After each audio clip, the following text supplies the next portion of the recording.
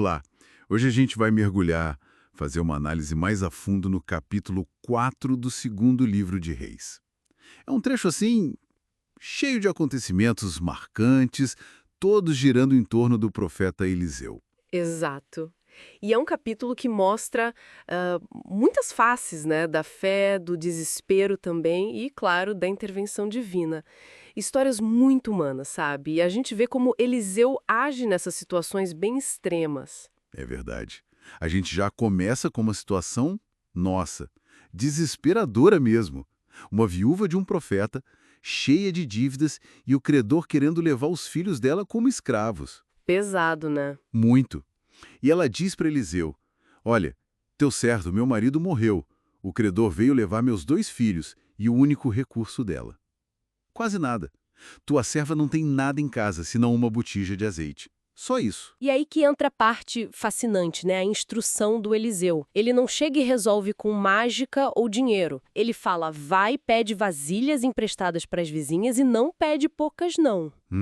É muito interessante que o milagre, a multiplicação do azeite, está diretamente a quantidade de vasilhas que ela consegue. O azeite só para de jorrar quando não tem mais onde colocar. Ou seja, tinha uma parte dela ali, né? A fé dela precisava se mover e ir atrás das vasilhas. Exatamente, não foi só esperar. E o resultado é completo, paga a dívida e ainda sobra para eles viverem. Isso conecta muito a fé com a ação prática, né? Resolve o problema e garante o futuro. Isso. Aí, mudando um pouco o cenário, a gente vai para Sunem e encontra uma mulher bem diferente da viúva, uma mulher com posses, que acolhe Eliseu super bem. Uma hospitalidade incrível, né? Ela até manda construir um quartinho para ele na casa dela. E o curioso é que, quando Eliseu pergunta o que pode fazer por ela para retribuir, ela responde tipo, tô bem, eu vivo aqui no meio do meu povo, meio que não preciso de nada. Pois é, mas aí entra o servo de Eliseu, o Gease. Ele tem um olhar mais atento, talvez, e ele nota algo que ela não disse. Ela não tinha filhos, e o marido já era idoso. Uma necessidade não dita, né? Isso. Aí Eliseu chama ela e promete. Olha, por este tempo determinado, daqui a 1 ano, você vai abraçar um filho. E a reação dela é de cautela quase, desconfiança. Não minta para tua serva. Dá para sentir o medo de criar expectativa, né? Total. Mas enfim, a promessa se cumpre.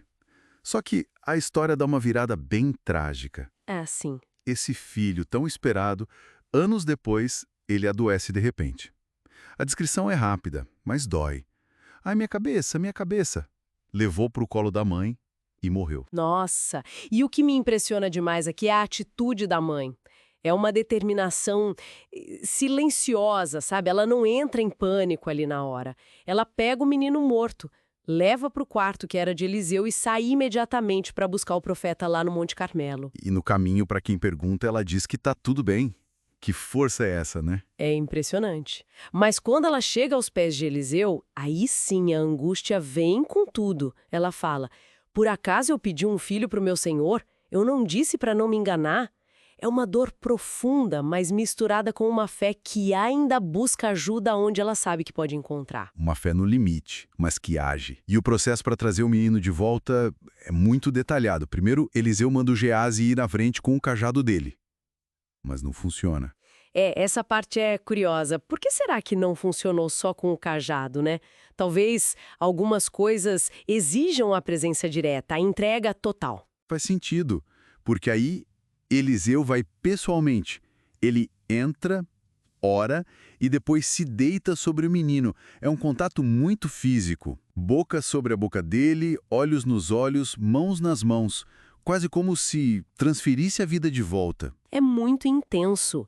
E aos poucos o corpo do menino começa a aquecer, aí ele espirra 7 vezes, um sinal claro de que a vida voltou com força total. E Eliseu simplesmente entrega o filho para a mãe. Toma o teu filho. Simples e poderoso. É de arrepiar mesmo. E olha só, o capítulo não para aí. Ainda tem mais 2 demonstrações de poder, mais rápidas, quase como flashes. Verdade. Primeiro tem aquela do cozido envenenado. Estão numa época de fome, alguém sem querer joga umas plantas tóxicas, umas coloquíntidas, na panela comunitária. E aí o pânico, morte na panela. E imagina o desespero. Aí Eliseu chega, pede farinha, joga na panela e pronto, o veneno é neutralizado. Ninguém se machuca. Incrível. E logo depois outra multiplicação. Chegam 20 pãezinhos de cevada, as primícias da colheita, e tem 100 homens para comer. O servo de Eliseu até duvida, né? Como que eu vou pôr isso diante de 100 homens? Mas Eliseu insiste, dá para o povo comer, porque assim diz o Senhor, comerão e ainda sobrará. E é o que acontece.